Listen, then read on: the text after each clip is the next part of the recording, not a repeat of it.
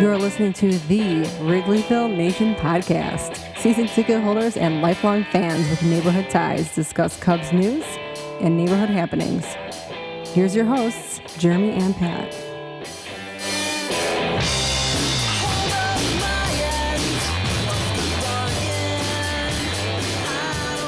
Hello and welcome to the Wrigleyville Nation podcast. My name is Jeremy Deemer. I'll be your host, and I'm joined as always by my co-host. He's my cousin, and he's high atop Wrigleyville tonight.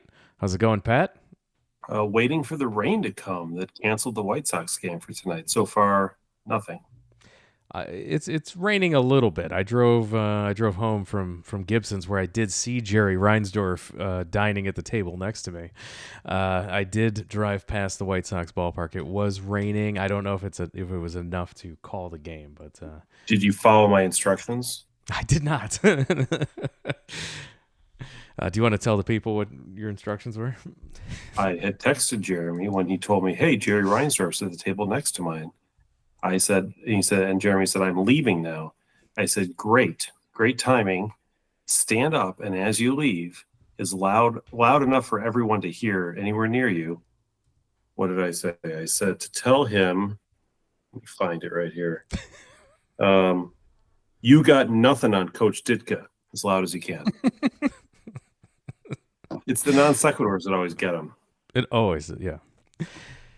And we've got a lot to talk about with your Chicago Cubs. It's been quite a week since last we podcasted. To help us break down all the news of the week, preview the upcoming week ahead, longtime friend of the show. You know him from his work at CubsInsider.com. Please welcome Evan Altman back to the show. Evan, thanks for taking time out to talk Cubs with us tonight. You know, I'm always happy to join. Now, if I were instructing you as to what to say to Jerry Reinsdorf, I would have, once I received the check, would have loudly asked all of those around me to pay for my meal. Yes. Just to see, again, hey, folks, I need a little public money here.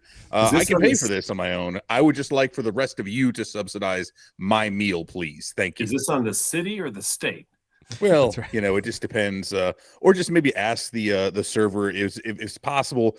Could you go ahead and just increase the restaurant tax here so that we can cover this meal a little more easily? I don't know. But I digress. We are not here to talk further about the cheap owners on the other side of town. Which again, that's always a fun. We were talking about 2020. And I will say that was like, for a period of time, there was nothing else to talk about but the owners. And I'm realizing now that felt a lot like watching a Cubs game on marquee, because the only things you will see during the advertising space is either the Miller Lite commercial, Prevagen commercials, or the Rally House commercial is one that I hear a lot about, which also features Notre Dame, which is famously in Chicago. Anyway. Chicago's team. Yes. not Northwestern. No. God, no. Anyway. So let's start with the week that was. Cubs lost 2 out of 3 to the Padres before starting a wild road trip with 3 of the weirdest, terrifying games ever in Pittsburgh. We'll get to those in a second. Just wanted to get your thoughts, Evan, on the Padres series. I was at the Dylan Cease game where the Cubs struck out, I think, was it 15 times was the end total there. It was a completely dominating performance. I'm watching Dylan Cease throwing nearly 100 miles an hour in the 8th inning. I'm just like, wow, what an outing! And every time I see Dylan Cease, I think John Arguello from our podcast from Cubs Den.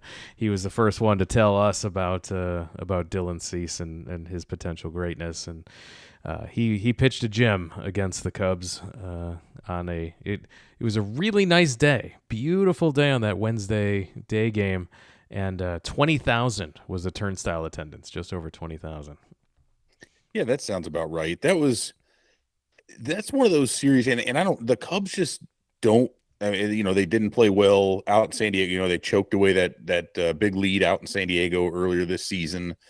that just feels like a terrible matchup for them in general. And I don't like the way they play against San Diego for whatever reason. And that one had the feel like right out of the gate, just had the feel of like, yeah, you're getting mowed down today. Like, this just isn't going to be good. Let's get this one over with and move on. And so, like, for whatever reason, I don't know if I had other stuff going on or it was just kind of that one, have you get some of those early games or whatever the case may be.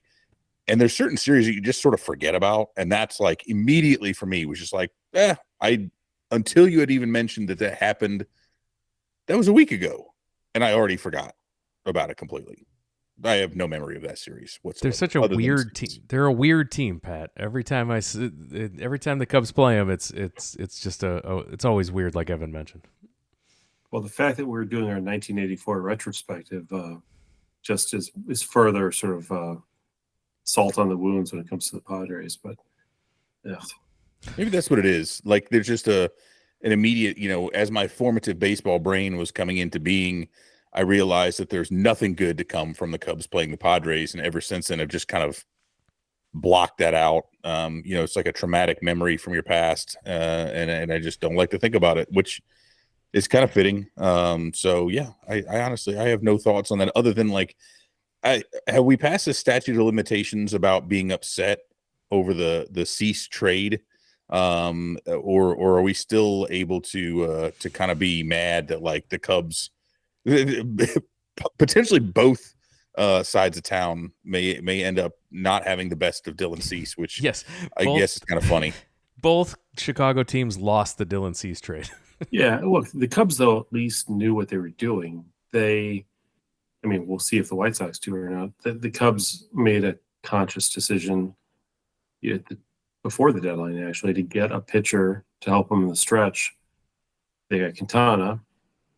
Should have gotten Verlander, as it turns out. That probably would have changed history, and they might have gone another World Series or two had they done that instead. But he pitched well down the stretch, and the Cubs, that helped lift the Cubs in 2017. And God knows Cubs fans were not going to accept a non-playoff appearance in 2017.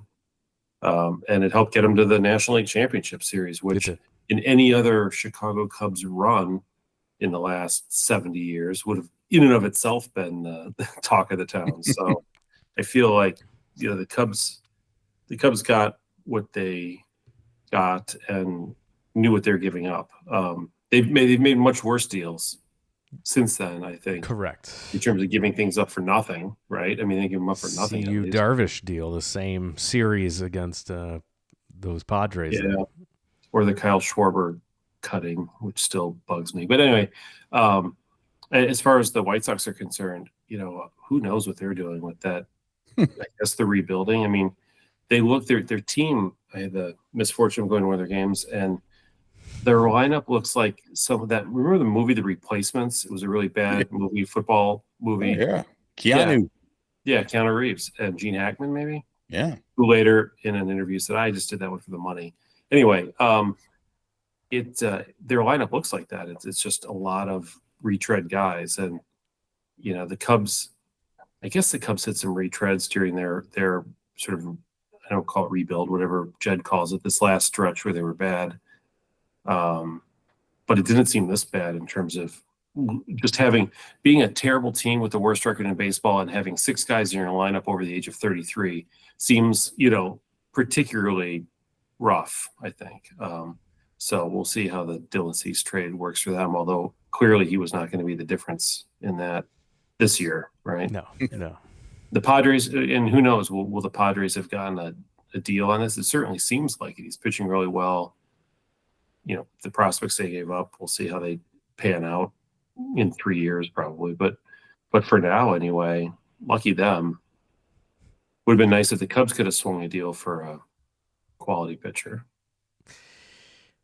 Boy, we'll get to the injuries. We'll get to the closer. We'll get there. The bullpen for sure continued to be a wild ride as the road trip began in Pittsburgh. Cubs winning the first game 7-2. Good pitching performance from Assad and Ben Brown, and even Alzolay got in there. Ben Brown, man, he's been a revelation this year. Evan, this podcast is pushing the idea of Ben Brown as closer. What do you think about that? I think if he's not going to be in the rotation, which, he's probably going to get an opportunity every 2 weeks as another guy gets hurt. But if he's not going to be in the rotation, then yeah, I mean, what else are you going to do? Clearly, as I'm sure we'll talk about, Albert Alzolay is out indefinitely at this point. Hector Neris is not a dude who I want anything to do with in high leverage. And I mean, Ben Brown is a dude who not only throws hard, but misses bats, right? I mean, that's what you need. And it's something, and, outside of the one game where he had 4 or 5 walks or whatever it was, a lot of people, his command's bad or his control's bad or whatever you wanted. Like, he had one game where that was the case, but you can mitigate that if you put him in there. I think he's the kind of guy who can feed off that adrenaline. His stuff's probably going to play up that much more if he's able to come in. So, looking around at the other options, it's not like, and Julian Merriweather's still down. Who else are you going to put back there at this point? It's a battle of attrition. Like, there's not many choices. It's literally Mark Leiter or no one at this point. And by no one, I mean like somebody named Lovelady or something. I mean, it's just they're a brewer. There's just no real actual people who you can put in a closer role other than Brown, maybe Leiter, but I prefer Brown. Yeah, especially if the opposing lineup does not have 3 lefties batting in the ninth inning. Exactly. That's kind of the thing. But like anything's got to be better, and it's almost like the baseball gods keep trying to tell Craig Counsell, like, let's do this now, because all right, we're either going to strike one of these guys lame, or we're just going to make them so bad for this period of time that you use them in the closing spot, or it's going to be like so nail-bitingly tense that you're just going to have to do something different eventually, or you're going to play so many close games and like Neris is just going to pitch himself out of that spot, like you won't be able to use him anymore. I mean, hasn't he not already? He's got a whip of 1.8. He has walked more batters per 9 than he has strikeouts per 9. He's walking 8.5 batters per 9 innings. That is not end of game material. I was absolutely certain. There's nothing I've been more certain about than the fact that he was going to walk in the winning run the other night. Like, absolutely certain. And then I was certain, I think I tweeted this, that PCA and Cody Bellinger were going to collide in the outfield on the subsequent pop-up. Like, that was the lack of command, or I guess control would really be the better, by any pitchers, especially Pittsburgh, was just absurd. Like, that whole season, like, neither team wanted to win. How do you walk 6 dudes with the bases loaded? And I think of those 6 walks, only one of them was 5 pitches. So I thought that must have been a record. Like, the Cubs walked in, the Cubs scored 6 runs on bases loaded walks in 1 inning. Now, granted, there was a 2-hour rain delay in between, but in 1 inning, in the 5th inning of the Pirates game, I don't want to jump ahead, but let's I was shocked to find out that neither tied nor set a record, Major League Baseball record. I mean, I've never seen anything like that. How is that even possible? And they were in a row. Yeah. In a row. Right. Like that. I fell asleep, right? I was like, oh, it's a rain delay, whatever. I'll take a little nap.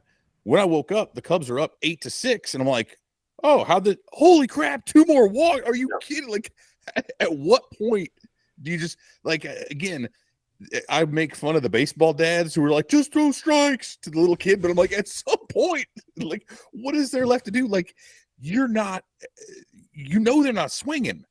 You haven't thrown a strike in 17 pitches. Can you not put something over the plate? I have diagnosed the Cubs problems. They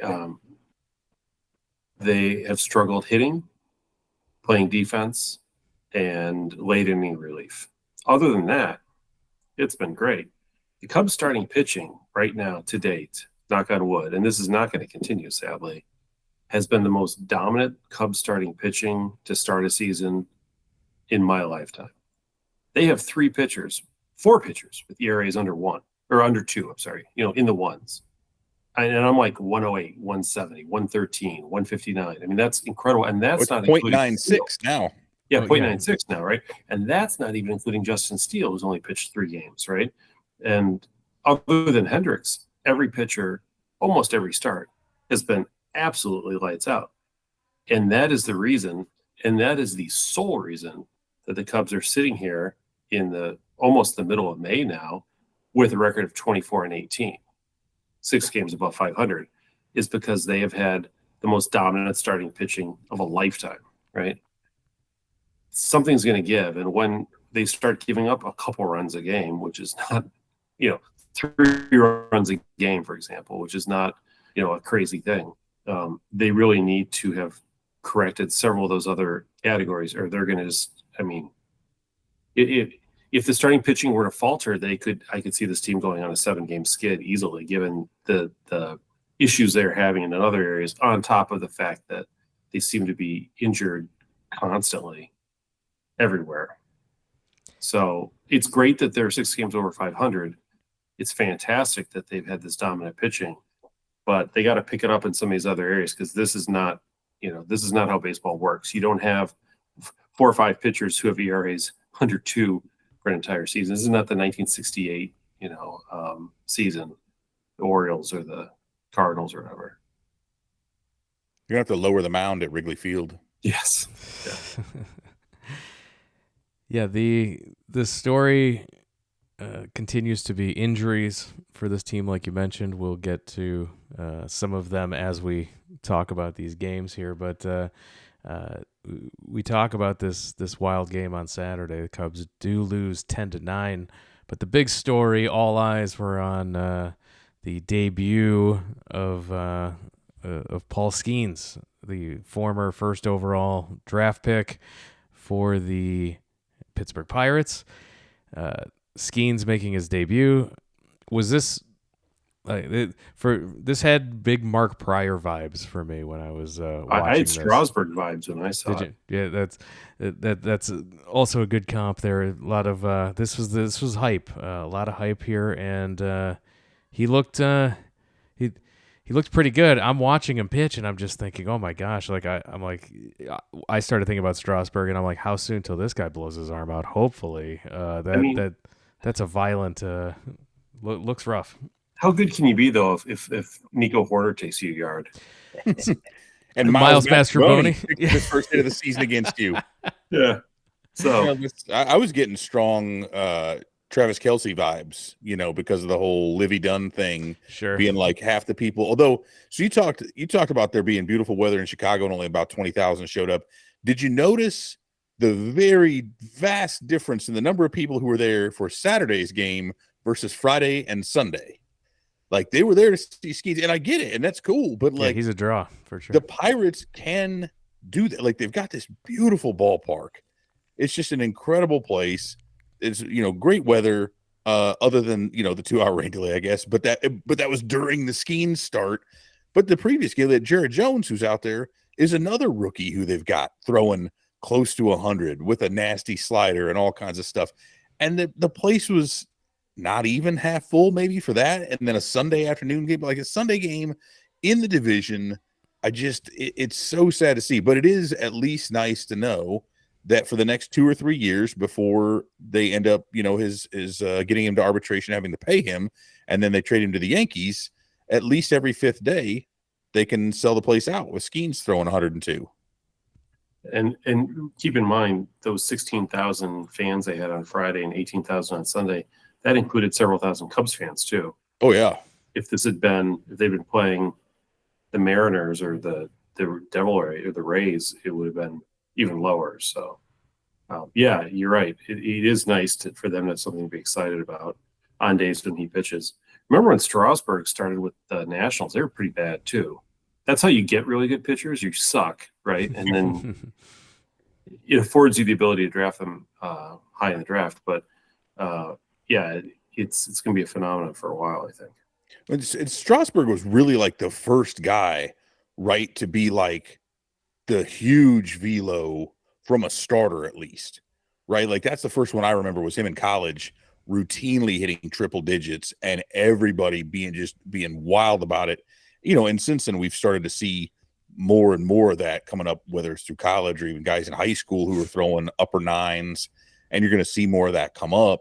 Mm-hmm. So it's really interesting, but from a starter, right? Like, it's one thing, because we saw Aroldis Chapman do that, and he'd light it up all the time. And you see relievers like that, but to have a dude come in and routinely, again, like average over 100 miles an hour with his fastball over 4 or 5 innings or whatever, it's just, and I mean, he's hitting 102, Like, I know adrenaline had a little something to do with that. It probably won't be the case every time, but it certainly is. It's cool to know that at least that stuff's still there, that there is some excitement in the game, because I think too often we do get kind of pulled into this whole like, baseball's not marketing itself very well, although I think it's probably more a case of Skeens being able to market himself well in the college game and social media marketing him so.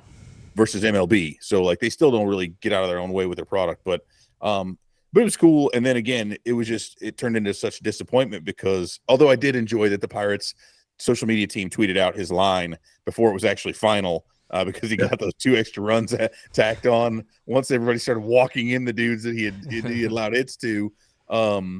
But that was cool. But it was just such a weird that as we know, rain delays can impact the way a game flows. That's happened before, I think, with the Cubs. But that was just so odd with all the walks and then the delay and then more walks.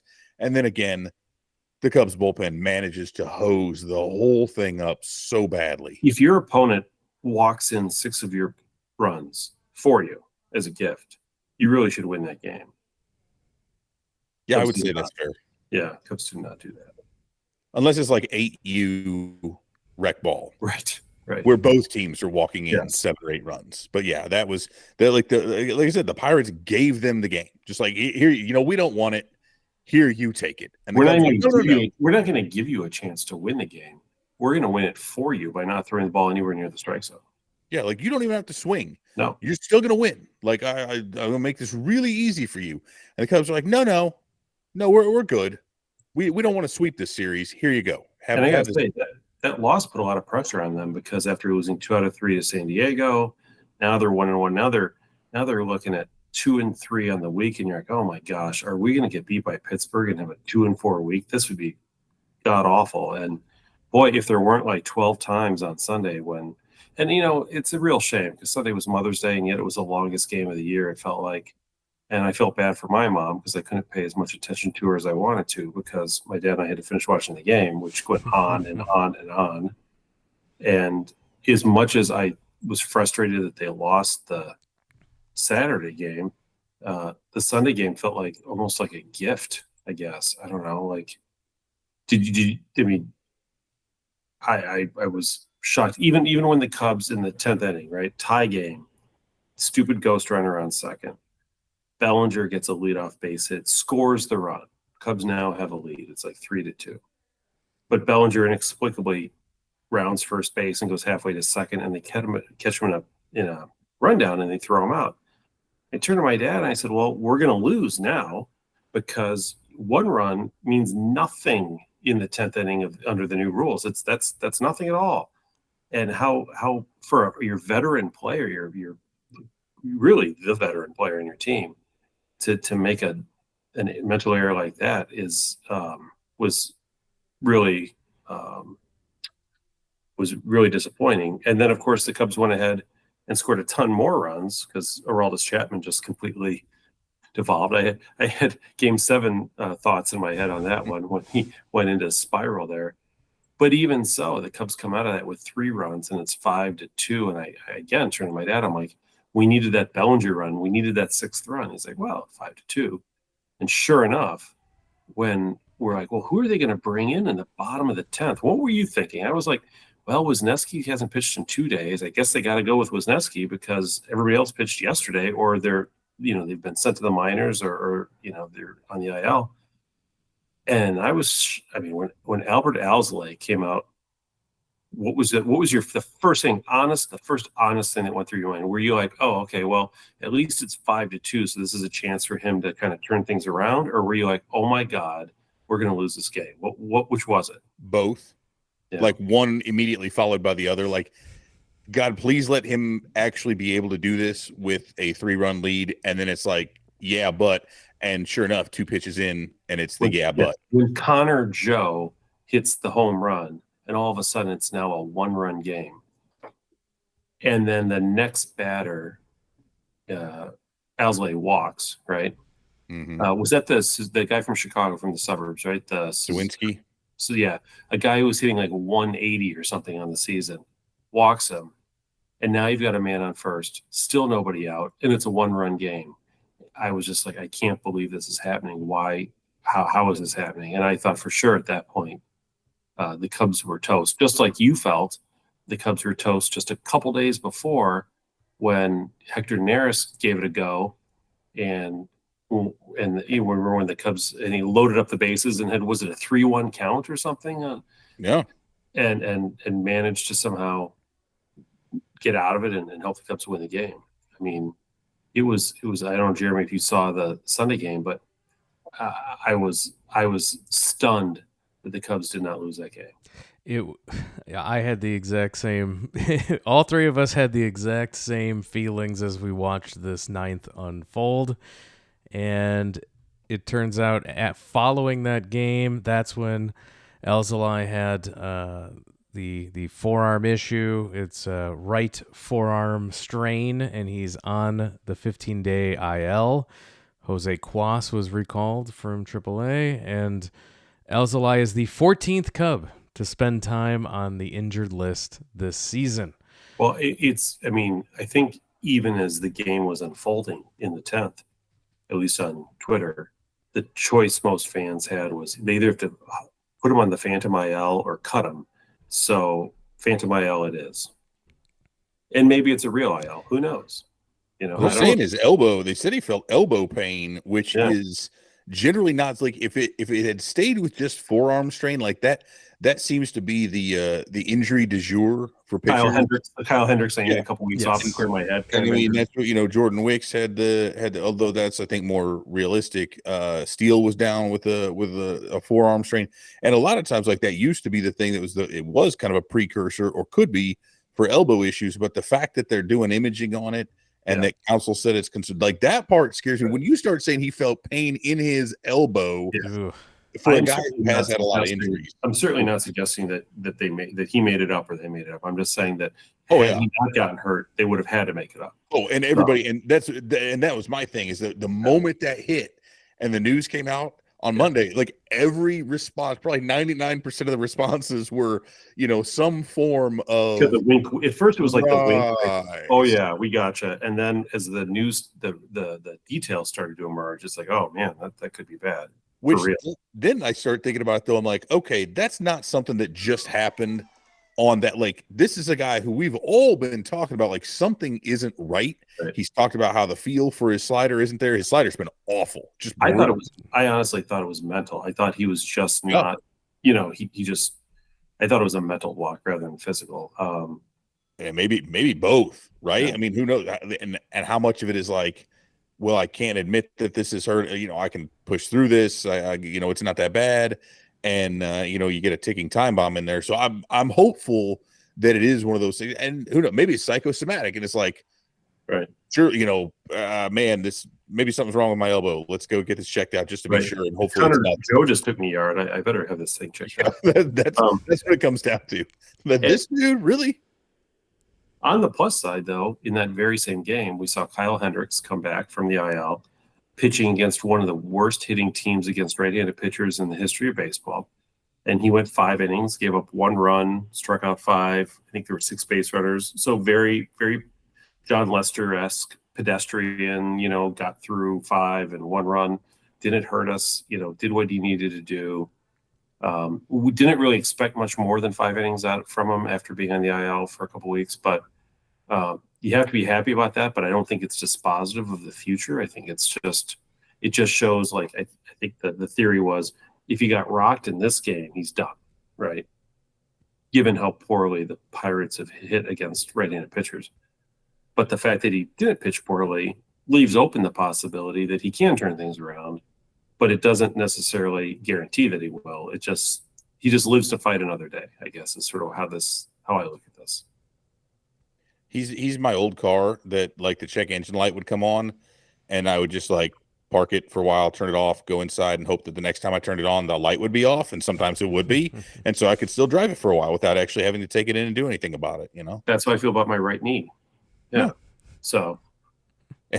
Does your right knee have a 12.0 ERA?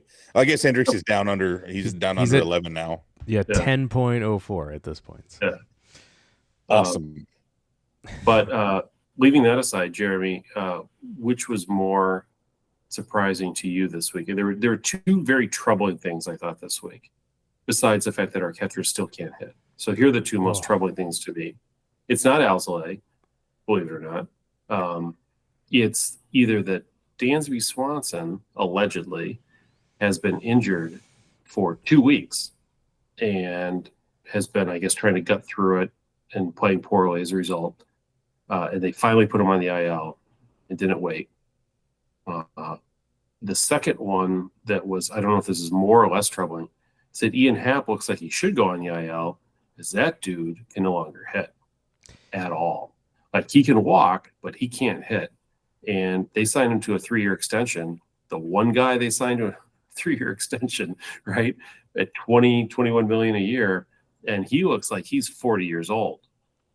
Well, we'll start with your catcher comment first off. That's a problem we need to discuss at some point in this podcast, is the lack of production offensively from these catchers, and then the Brewers exposed how you can just run all over these catchers as well. Yeah. So that's a real problem that hasn't been discussed yet. So our left fielder is hitting like a bad hitting catcher, and our catchers are hitting like a bad hitting pitcher. Yes. But the Ian Happ concern is definitely a problem. Evan, we know how streaky he can be.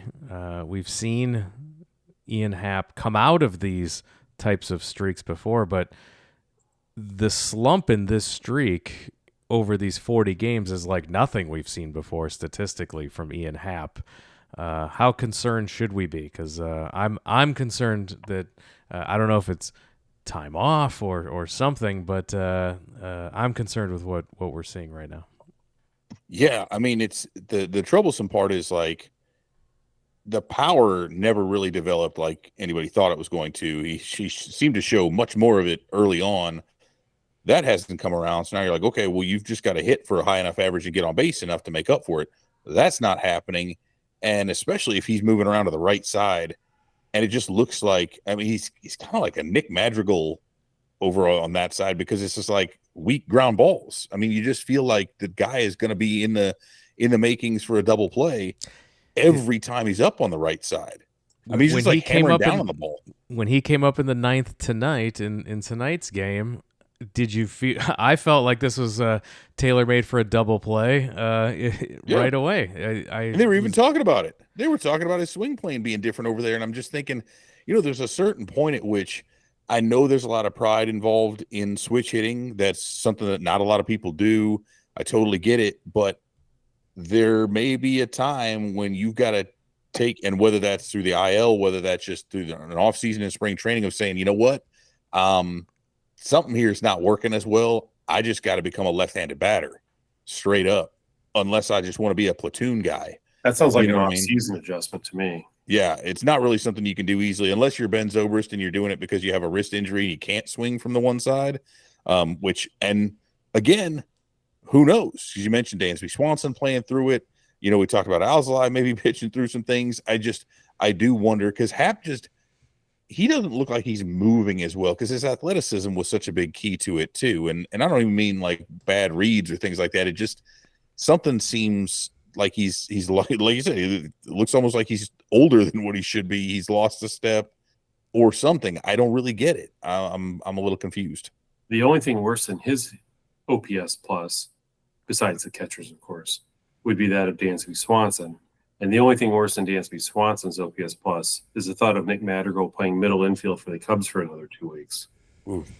Why don't they bring up the shortstop they have in AAA rather than or anybody at this point? Have Morrell play second, for God's sake. But Nick Madrigal doesn't offer you the offensive assortment of tools that you need, and he certainly isn't the defensive answer in the middle infield either. I know that's his natural position, I guess, theoretically. But boy, when you've got an OPS of 517, you better be flawless in the infield, and it just did not feel that way in this Pittsburgh series at all. The arm's not there. You know what I mean? Like, and not just the arm, but evident. The technique wasn't there either. I'm like, what? I mean, if you can't get a force out at second base, dude, we have problems. Well, and that's, they just released the StatCast, the bat tracking data, so they got swing speed and all that stuff, and Nick Madrigal, I think, is 422nd or whatever out of 434 batters with at I least want to make 25 these 12 swings. batters that he has better bat speed. Well, the worst is Luis Ariz. Yes, Interestingly enough, the lowest, but that's the example of Luis Ariz is what everybody thought Nick Madrigal was supposed to be. Yes. And when you compare the two, it is incredibly evident how Nick Madrigal is not Luis Ariz. They share in common the fact that they're both slow, and they share in common that they both play multiple positions mediocrely. They both are non-power hitters. The one difference is Madrigal can't hit, and Luis is hitting. I think at this point in his career, I saw some stat that they were comparing him to somebody after his first however many at bats he has right now. Might have been like Tony Gwynn or somebody, and they were basically identical. Like, he was that good a hitter. Yeah, and I mean, he got off to a slow start this year, but I know now he's up to like 308 or something. But the difference comes in when you look at some of the things, like Madrigal doesn't square the ball up almost ever, and that's the biggest difference. Is if you're gonna be slow and you're gonna swing slow, you darn well better barrel that thing every time you make contact. Otherwise, it's going into the ground, and you're going to get doubled up, or you're going to get thrown out at home by 20 feet or whatever. And it's just it's troublesome, because at a certain point, we're sitting there like, okay, well, is it Nick Madrigal or is it Patrick Wisdom as kind of that utility infielder guy? If Wisdom, or if Morel holds down third, and heck, Wisdom's batting 314 with some Wisdom bombs. has proved time and time again that he can, he's going to catch up to a fastball occasionally, and with as little power hitting as this team has, that's essential. And that's a guy you can bring off the bench and say, oh, wow, we've got a guy off the bench who might be able to tie up the game with a home run or whatever late in the game. And he has. I mean, he's, like you said, he's the one that got him that extra cushion there. And when he's used, which was not just an extra cushion, it was the difference between winning and losing. That was a winning run, which at first seemed like gravy. And the fact that he's able to do that, and when he's being deployed properly this year, largely against left-handed guys, against the types of pitchers who aren't firing the high fastballs so much, when he's hitting guys against guys that he can really take deep and take advantage of, it's such a smart way to play it. But Madrigal offers nothing of the sort. If he's not batting 315, there's nothing he brings to the table that you can't replace with. I mean, name a couple guys in the system, and that's unfortunate because they've given him a lot of opportunities. He seems like a good dude, and I applaud him for moving over to third base and kind of doing something different and actually being a pretty solid fit there. But it's just and unfortunately, same thing with Miles Mastrobuoni. There's really nothing that either. The issue is that they're being exposed because Dansby Swanson's out, and they're both splitting time way too often. The frequency of their at bats is greater than it should be, and I think that's exposing a lot of things. But it does show that the bench has gotten a little too short at this point to really help you win too many games. For a team that claims it has so much depth that it can't bring up any of its younger players, it's an interesting paradox. But I don't want to be negative, Jeremy. I want to point. Can I just give a shout out to the Cubs' young pitchers? Brown, Assad, and Wisniewski have saved our season. Without those three guys. Absolutely. Yeah. Three guys who, frankly, Assad was one of those guys who outpitched his peripherals and you thought he was going to come back down to earth. Wisniewski was going through one of these struggles where, coming out of spring training last year, we thought he was going to be a stud, and then last year just devolved quickly for him. And it didn't look like he was – in fact, he started the year in the minors, right? And look at him now. And then Ben Brown just came up and has been great.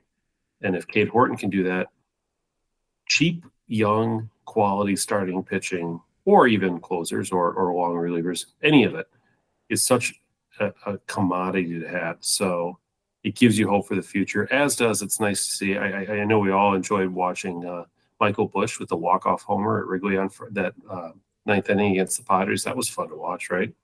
That was a game the Cubs probably should have lost. Going into the bottom of the eighth, you're like, well, we're down 2-1. We can't hit the ball. And then Morel got the sac fly. And then in the ninth, you saw Busch hit the homer, and it's like, oh, it's just what a topsy-turvy season of games that we should have lost that we won and games we should have won that we lost. I do love that because Imanaga and these other starters are having such a good season that Assad can be quietly having this really great season and nobody's talking about it because there's so many other pitchers. Imanaga, who I guess technically is a rookie too, right? Like he's a young pitcher in that respect. Yeah, it's unbelievable that how great of a season he's having that nobody's talking about. It's pretty incredible that the starting rotation's that good that it's not a bigger story. But all three of those guys are huge positives for. Here's one more silver lining. Although he still hasn't proven to my satisfaction he can hit, or really, to anybody's. Piquet Armstrong is as advertised. I mean, last year he came up at the end of the year and he actually wasn't fielding or base running or doing anything well. He was, I think, very nervous and young. But boy, in just a handful of games this year, he's been a defensive monster. His defensive WAR is like 0.6 already. He's only played in 12 games or so. It's just amazing. And you don't know, it's not like he's doing these diving catches. He's not jumping over the wall to catch balls. He just reacts, and it just like they said he did.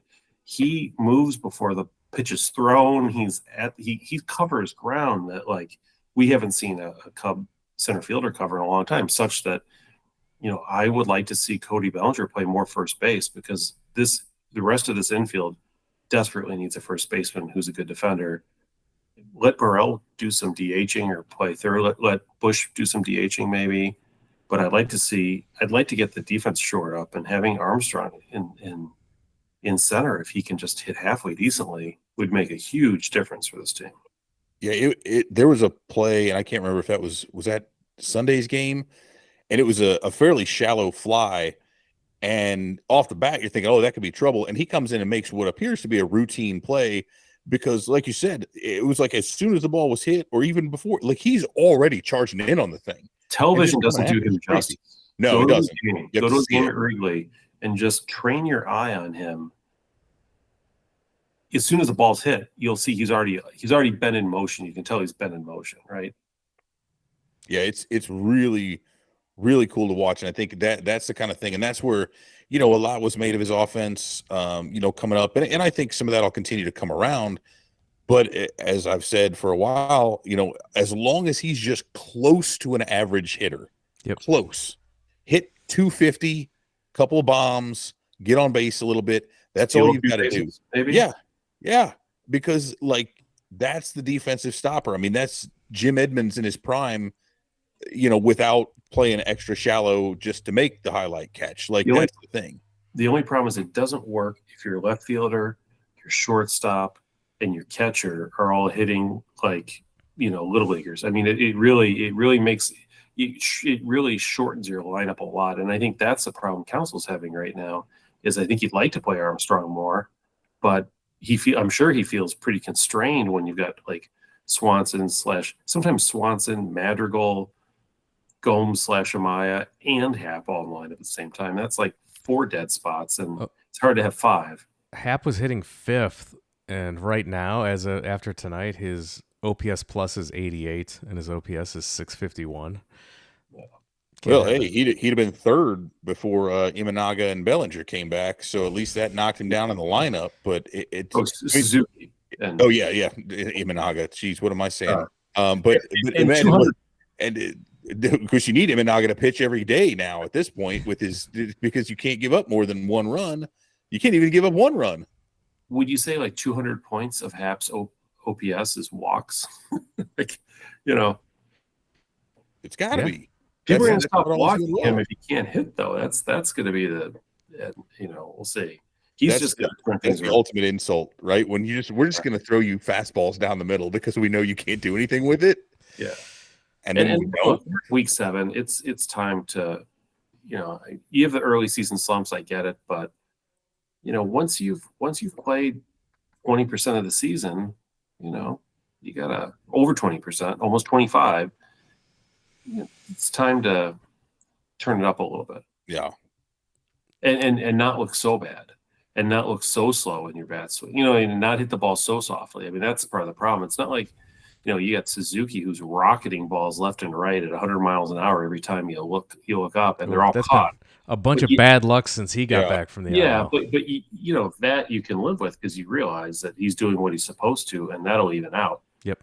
The Happ stuff, though, it's not like he's hitting into bad luck. You know, he's not. And like you said, you've got Mike Tauchman, you've got Cody Bellinger, you've got Pete Crow Armstrong, and Seiya Suzuki. Like, it's not as if there's an outfield depth problem. They've got enough guys that could come in. You've got Canario in the minor leagues here. Yeah, I mean, I could see a scenario where you have Suzuki in left, Crow Armstrong in center, and Bellinger in right. As long as the two center fielders can agree, like draw a boundary in the that's where they won't run into each other. That outfield defense might be, you know, preferable from an offensive standpoint too, right? And then you have, you know, you deal with Bush at first or DH and Morel or whatever. And I mean, if you're looking to upgrade your offense, something we have to hope for is that Morel is not too injured after. Yeah, that was your idea for him to be injured. What happened there? Absolutely terrifying watching him foul the ball off his foot. You hope that he stayed in, drew It's the just walk, a flesh but wound, right? hopefully it's not. As of the time of this recording, we have not heard any further news on the injury, but you may have already heard by this point if it's something. But that this offense can't not have Christopher Morel in it at this point. No, and the concerning thing with him though is like he had the tumble earlier where he looked like he came down hard on his wrists, was right back in the lineup. Then he bruised his knee on a slide. He's right back in the lineup the next day. Now he fouls on. At a certain point, it's not even just the one thing. It's like you just you know, you turn into an old man because, as we all know, like although with him you could at least see what the injury was. I wake up in the morning with a problem that I can hardly walk, and I have no idea where it came from. But then it's certain these things add up, you know, and so like when he got hit or fouled the ball off, I can't remember which it was, but that first injury, a lot of after the fact, people attributed that injury to why he was slumping. Right, get hit. Was it on the hand he got hit on, or the finger again? Yeah, that's right. And people said, well, the reason he was hurt, or the reason why he went in that terrible slump was because he was in pain and he was hurt. To wit, I say, and he's been hot lately, right? But I would say, if in fact he is hurt like that, do not play. Like, correct. Take time off, because I get frustrated with this kind of like, oh, well, every slump on our team seems to be related to an injury that was either undiagnosed or untreated or played through. At some point, you've got to stop that before it happens, because Dansby Swanson's been doing nobody any favors the last 2 weeks. Hurt or not hurt. Yeah. Does the knee injury explain the weak throws, like the ones that they almost got the throw? Like he just kind of, let me just toss this over to second base. I thought they were going to call the dude safe, but anyway, there were a couple of those, and I'm like, man, but honestly, like if he couldn't plant, and I just wondered how much of that, you know, in retrospect, might have or hindsight, as the case may be, but the same thing happened with his heel last year. That happened. He was like trying to gut that out for a while, and it was like, okay, no, now it's clearly very bad, dude. You need to sit down. I know you want to play every day, but 50% of you, even as good as you can be, is not as good as 100% of just about anybody else. No, because you're really kind of barely 100% overall, especially offensively when you're healthy. So, you know, I memean, he's a league average hitter sort of when he's healthy. So we cannot afford for him to play at 50%. The Cubs went 3-3 last week. We look ahead to the week that will be. And the Cubs lost tonight in Atlanta. They have 2 more at the Braves before coming home for 4 against the Pirates and then 3 more against the Braves. Let's take it all the way to Monday the 20th here. 2 more left against Atlanta, 4 against the Pirates. Of those 6 games, can we just do all 7, please? You want to do all 7? Okay. Yes. It's a week. Let me do 7. Of the 7, what's your prediction for the week? They're going to win 1 in Atlanta. So that's 1 and 2. They're going to take 3 from the Pirates, and then they're going to lose again to the Braves. So I guess if we go for those 5, 6, well, I guess how far did I go out there? Yeah, total. So 7 total. They're going to go 4 and 3. I'm hoping for 4 and 3, but I'm nervous. Until it turns out that Chris Morel severed his big toe with I mean the thing with the Braves is they could sweep the Cubs too, which would throw things off a bit. I think 3 and 4 is probably a safer prediction at this point, not to be a naysayer. Probably. Until they can prove that they can close games, play defense, and hit. Yeah, the Braves are good and Pittsburgh is extremely bad. So it is. But we are going to face 2 good young pitchers. Yeah, so I think they take 3 of 4 against Pittsburgh, and they lose all 3 here against here. So I do think 3 and 4 works for me as well. So I think a different flavor of the 3 and 4 week. Well, that's depressing. I hate to start off a week 0-3, but let everybody know that was your idea. That's right. So 3 and 4 is all around. 4 and 3 for the more optimistic Evan, as we head towards another. This is going to be an important homestand. May is going to close out after playing Atlanta at home. They go on the road to St. Louis for 3, and then 4 in Milwaukee in what will be a very important series for the division, as there's not that many games against the Brewers left in the season after that. So key series coming up to close out the end of May. So looking ahead to the week that will be, and hopefully, we've covered a lot of the positives, we've covered a lot of the negatives, and I think we're getting ready to wrap it up. Pat, any final questions for Evan before we call it a podcast? Well, I do have an update on the 40-year anniversary of 1984. Yes, we'll get we will do that next. Okay. Yeah. I guess Evan, we haven't talked to you since before the season started. What has been the most positive development that you've seen from the Cubs this year that you had not anticipated at all? I think we all thought Imanaga would be good, right? That was something we were kind of all banking on. But what's been the most positive development for you? I think just seeing the young pitching come up and actually have success, right? Like, I mean, we've seen some of Assad before, but to see him continue that, Ben Brown coming up, we talked a little bit more about him, and outside of that shaky first outing, which is to be understandable.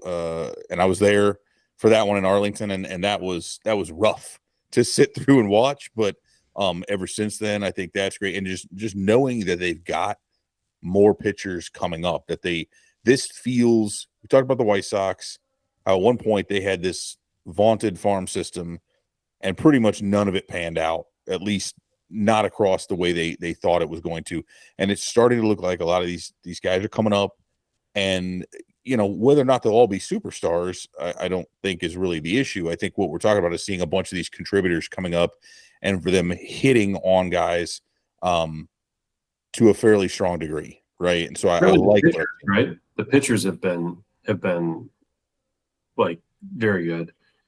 Yeah, and I think we're going to see Cade Horton before too long, especially if these injuries keep coming up. I mean, barring something kind of strange there, if they really want to limit his innings, but I think that's a guy who, like Brown, throws hard, misses bats, right? To see them develop pitchers. I mean, heck, Justin Steele was their first left-handed starter for opening day that they had developed in-house, like ever, or at least in a very, very long time. And I know he's not young in terms of what we're thinking, not rookie, but again, not a ton of experience overall. So just to have a lot of homegrown mixed with the I mean, and like you said, though, but Imanaga, that's low-hanging fruit. That's cherry picking. But my goodness, I mean, nobody thought he was going to be this. No. Like, we thought he was going to be pretty good. Number 2, number 3 starter, maybe. The dude is like front runner for Cy Young right now. And I know it's early, but he's I already submitted my straight. ballot. So Oh, thank God. Finally, I was going to send mine in tomorrow. Actually, I was going to vote 3 times, but no, it's like, I love it. The pitching's been great. The complete flip of the 2014, 15, 16 era when every hitter the Cubs brought up back then was good, like from the beginning. Yeah. Every pitcher they brought up sucked. It felt like, except for Hendricks. Yeah. And we're sort of in this opposite realm now where we haven't really hit on any hitters from the minors, right? Name one. Not at all. Not homegrown, really. Yeah, right. And yet every pitcher seems to be gold. So we'll see. All season long, we will be celebrating the 40th anniversary of the 1984 Chicago Cubs team, and we will parachute into 1984, this week in 1984, with an update from Pat in just a second. But first, I want to give a shout out to a few of our new patrons over at patreon.com/Wrigleyville Nation. You can go there and keep this show ad-free. Every single dollar that you kick into the show goes right back in to pay for hosting fees, to pay for domain names, to pay for mic cables. Every penny goes right back into the show, and we keep this show ad-free for another year. And we want to thank our new patrons who subscribe at the tier, the $5 tier, helping us out the most. That's Josh Stein. He's a lifelong Cubs fan. Welcome, Josh. Thanks for the support. James Olson, another new patron. He grabbed himself a shirt. We have Patreon exclusive shirts over there. Thank you for supporting the show. And finally, Alex Malone. So thanks again to all of our new patrons helping to keep the show ad-free. And Pat, why don't you take it away? Take us to 1984. Before I do that, Evan, I forgot. I'll give Christopher Morel. I'll throw him in the category of guys who came up and hit, as offensive forces, especially a guy who wasn't as highly ranked as others. Michael Bush, I don't necessarily count because of his, they acquired him as a guy who's been to majors. But moving to 1984, okay. There comes a time usually in a season where things happen that make you say, hey, this team might actually be real. We saw it in 2015. There were just these things in 2003. There are these seasons where expectations were not high, right? You haven't been winning recently. You don't have a track record of success. 1989, same thing, Boys of Zimmer, right? 1998. But there are these seasons where something happens, or a string of things happens, and you start to say to yourself, this team might actually be better than I thought, or this team might actually be able to go somewhere. And although the Cubs only went 4-3 the week of May 7th to 13th back 40 years ago, we started to see some things happen that made you say, I think this team might actually be good. The Cubs that week had some interesting games. The first one being the May 7th game. They're up 10-0. The bullpen collapsed, gave up 7 runs, but then they held on and won 10-7. And it was one of those games where, if you were around in that era, you're like, well, boy, this is going to be embarrassing, losing a 10-0 lead and not winning the game, which is what you anticipated at that point. But it didn't happen. And Leon Durham in that game hit a home run in his 4th straight game, which was a big deal, young first baseman. The following day, they had an 8-2 lead early in the game. They blew the lead. The game was tied at 11, and you're like, well, here we go. And that was a game where we'd seen Ron Say get a grand slam, and the hitting was so good, but the pitching was collapsing. And then in the 10th inning, the Cubs got a walk-off base hit from Keith Moreland, Zonk, as we called him in the day, and they won the game 12-11. It was another one of these exciting kind of like comeback wins. The following day, Scott Sanderson pitched yet another gem. He and Rich Bordy had a 5-hit shutout, and the Cubs won that game 7-0. And then the very next day, on May 10th, the Cubs won 5-4 thanks to a 9th inning 3-run pinch hit home run from Jody Davis. And I guess what made these games even more special was that these games at the end of that stretch there were games against the Houston Astros being played in the Astrodome, which was not a place the Cubs were very successful at. That Jody Davis game was in the Astrodome. the eighth wonder of the world, as they called it at the time. And even though the home games the Cubs played, one of those home games they won on the 12-11 walk-off, which would have been a really fun game to go to. Wrigley attendance was 4,600 that day. So as we mock modern teams for their low attendance, just keep in mind that was once our fate. So the Cubs are really starting to win some games, get some traumatic wins. Last week we talked about a couple walk-off wins.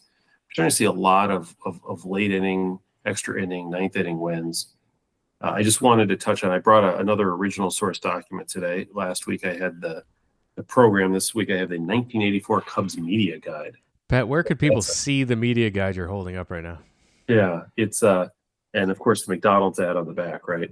You can see that on our YouTube channel. If you go to That's right. YouTube.com, search Wrigleyville Nation Podcast, give us a subscribe there, and you can see the cool things that Pat is showing on a couple weeks. You can go back to last week and see the program he had last week, and now go ahead and show us that again, Pat. Yeah, here we go. Here's the 19. So the media guides, it's this thick. I used to get this every year. This was the one gift I would get at Wrigley for my, as a kid growing up, before kids got all the stuff they get now. We were entitled to one gift per season, and every year I would get the media guide. That was and one year I somehow got a team autographed team photo and a media guide. I don't know. My grandparents must have taken me to one of those games. But in any event, three things I want to note for the media guide. I haven't gone through it in great detail, but there are three things that kind of caught my interest that I thought were funny. One, there's the reference, facts about Wrigley Field. Do you know? One of the facts was Ernie Banks is the only Cub player to ever have his uniform retired by the Chicago Cubs, number 14. It's right there. And of course, we've had several since, and we're going to get another well-deserved one with Ryan Sandberg coming up in about a month. But that was just to remind us all of where we were back in those days. There's a long expose on the park, which had been in the Wrigley Field, which had been around at that point for 68 years. Jeremy, we were at the 100th year celebration. We were. So just to put it in perspective. The other fun fact I saw is the president. So we knew Dallas Green was the executive vice president, general manager, right? And Jim Fry was the manager. Do you know who the president and chief executive officer was of the team back then? I had forgotten this fact. No. None other than Jim Finks, who had left the Chicago Bears to take this position. But he left the Chicago Bears having just drafted the best draft in the history of the NFL, which included like Otis Wilson and Richard Dent in like the 5th round and the 7th round, and just the McMahon and Covert and Thayer. I mean, the whole 85 Bears Super Bowl team, like a third of their star players or 2/3 of them were drafted in that draft. So based on that draft, and at the time, of course, nobody knew because it was heading into 1984. So the Cubs scooped him up, and the Bears went on to greatness, and he probably was looking back a little bit later thinking, maybe we should have stuck around the NFL. But that was a case of an NFL executive going to become a baseball executive. And the last thing I wanted to mention was I was looking at the broadcasters. There's a picture here of Steve Stone, a very young Steve Stone. He was in his second year of broadcasting because he just retired in 1982 with the Cubs, having won the Cy Young in 1980 in an arm injury. And he joined the Cubs and was a broadcaster, a former Cub, right? Was a broadcaster.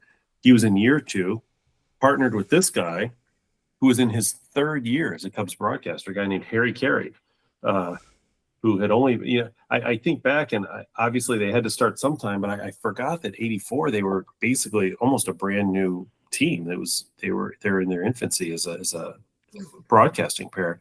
And of course they were broadcasters together forever.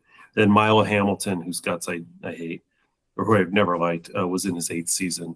He was the one who famously was upset that the Cubs had acquired Harry Carey and made him the play-by-play guy because Hamilton thought that he deserved to be the television play-by-play guy as opposed to radio, where he was castigated to, sent off to.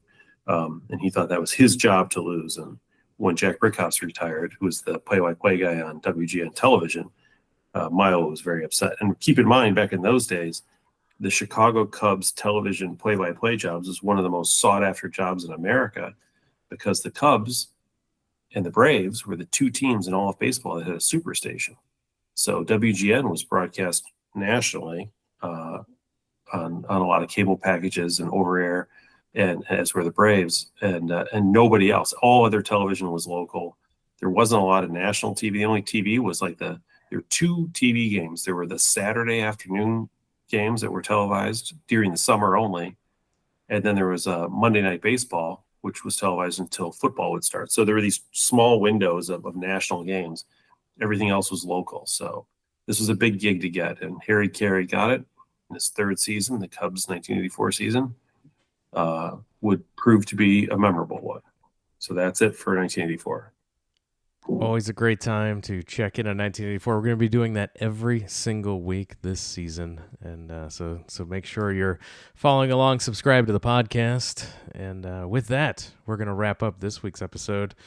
Evan, always a pleasure having you on. Thanks for coming on to talk Cubs with us. Please remind all of our listeners where they can find your work on the internet. Yeah, just check us out at CubsInsider.com. You can go to Facebook if you dare. Just search Cubs Insider there, or you can go to X at Real Cubs Insider, or you can follow me at D Evan Altman and find out a lot more interesting things about like roses and birds than just the Cubs. I am a man of many talents. That he is. And make sure while you're there following Evan, you're also following all of our social medias at Wrigleyville Nat. That's on all the platforms: X, Twitter, Threads, Blue Sky, Instagram. We're at all those locations at Wrigleyville Nat. Facebook.com/Wrigleyville Nation. And of course, the YouTube channel we just described. We need subscriptions over there. We just launched the video version of this podcast this year. Even if you don't consume the podcast through the video version, we could still use your support by throwing us a subscribe over there. Search on YouTube for Wrigleyville Nation Podcast. And for you podcast listeners out there, we dress up on Monday night just for this television thing. So please watch the video part. And with that, we're going to wrap it up. All the links I described are available. The entire back catalog of the podcast, everything is available at WrigleyvilleNation.com. And with that, we're finally calling it a podcast. Pat, thank you for joining us. Thank you, Jeremy. Thanks again, everyone, for listening, and we'll talk to you again next time.